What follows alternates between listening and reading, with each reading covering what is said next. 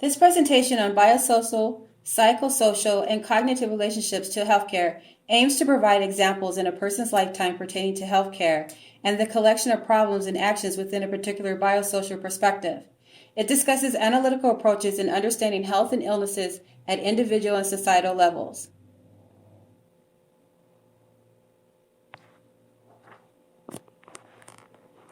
We begin with CJ's life story.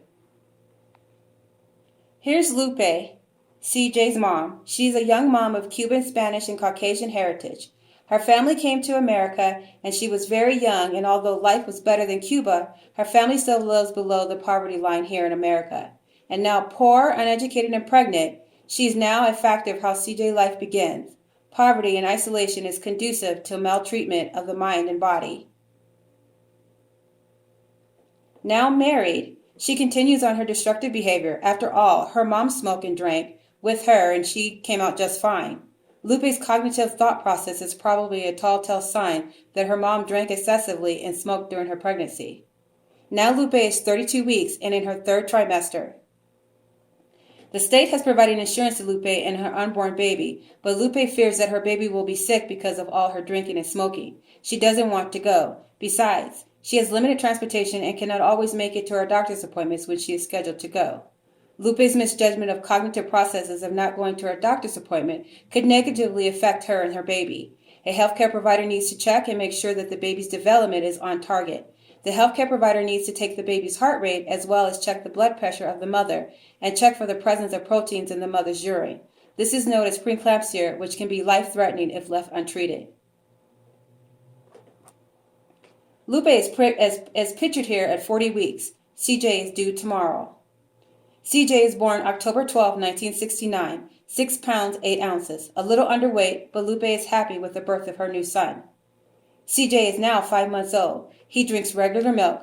Breast milk is the ideal food for most babies, beginning with thick, high-calorie cholesterol. It is sterile and at the body temperature, it contains more iron, vitamins, and other nutrients than cow's milk. It is more digestible. It provides the infant with immunity to any disease the mother has already had or been inoculated against, and it decreases the risk of diseases that appear in childhood and adulthood, including obesity, diabetes, and heart disease. CJ is now 2 years old, and this is his very first visit to the doctor. He has not been vaccinated, and now Lupe worries he is at risk for polio. A key factor in reducing the childhood death rate was the development of immunization. Although many parents have concerns about the potential side effects of vaccinations, the risk of disease far outweighs the risk from immunization. Furthermore, each vaccinated child stops the spread of disease and, in effect, protects others, a phenomenon called herd immunity. From homelessness to public housing, CJ and his brother did not have it easy. Many nights there was not enough food. His mom, now a single mother, did the best that she could. In his early childhood, CJ's family finally settled in Flint, Michigan. It was nothing for CJ to put his glass underneath the kitchen faucet and get a glass of water. Little did he know the drinking water had a series of problems accumulated with lead contaminants. The water led from aging pipes to leak into the water supply, causing extremely elevated levels of heavy metals to be consumed. In Flint alone, 6,000 to 12,000 children have been exposed to drinking water with high levels of lead that may experience a range of serious health problems later in their lives.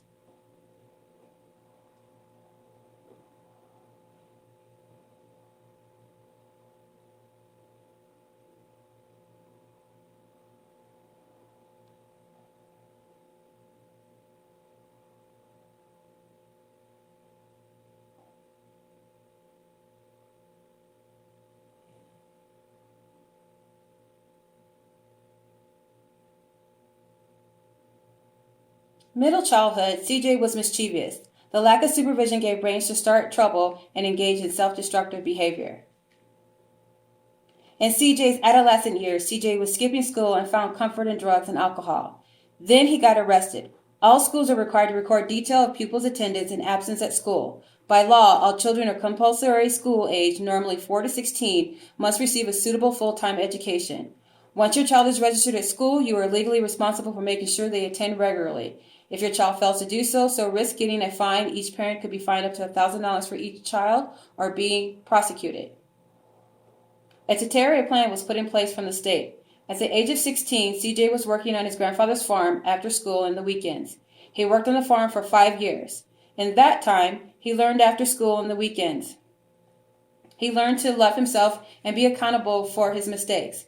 He appreciated hard work and learned empathy for animals as well as for people. He learned how to be a man. He appreciated his grandfather's and grandfather's love of kinship care. At 23, he started his own landscaping company and was using DDT2 to 4D and other chemicals that have long ago been taken off the market for fertilizer.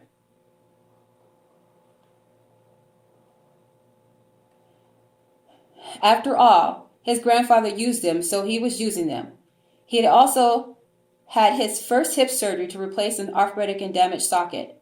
The hip joint is made of a ball and socket. The socket is made of bone and cartilage, and the ball is at the top of the thigh bone, also known as the femoral head. His replacement surgery is an operation used to replace the damaged ball and socket with new and durable artificial synthetic parts that will mimic his original ball and socket.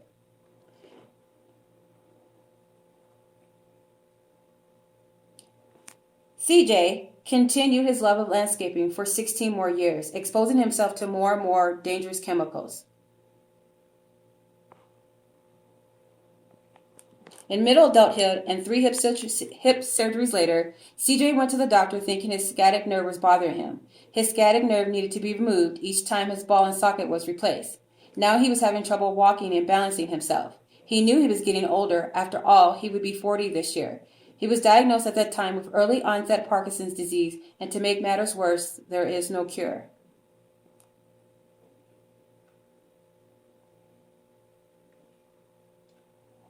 He was told 1 in 20 people diagnosed with Parkinson are under the age of 40. His tremors and dyskinesia were so bad his feet would knot up and make it impossible to walk. Deep brain stimulation was his only hope. Deep brain stimulation, DBS, is a surgical procedure used to treat several disabling neurological symptoms, such as Parkinson's disease, PD for short. It may help improve tremors, rigidity, stiffness, slowed movement, and walking problems.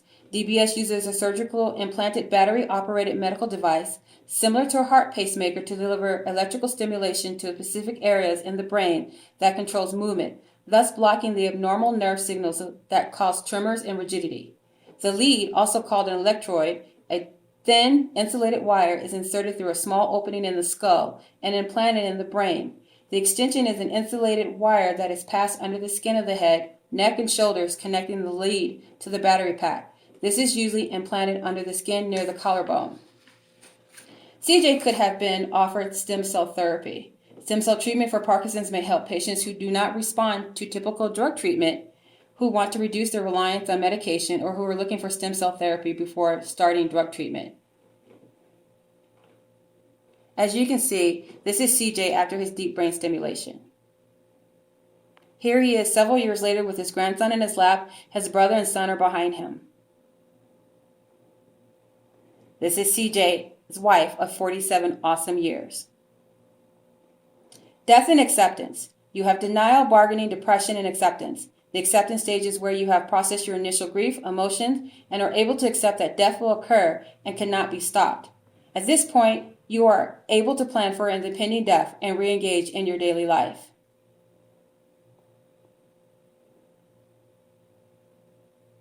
Time to go home. The science of human beings have many beginnings, and how the power of culture, social, and environment can affect the body's growth and development during its entire lifespan. Growth for every human being is multi-contextual, multicultural, multidisciplinary, and plastic.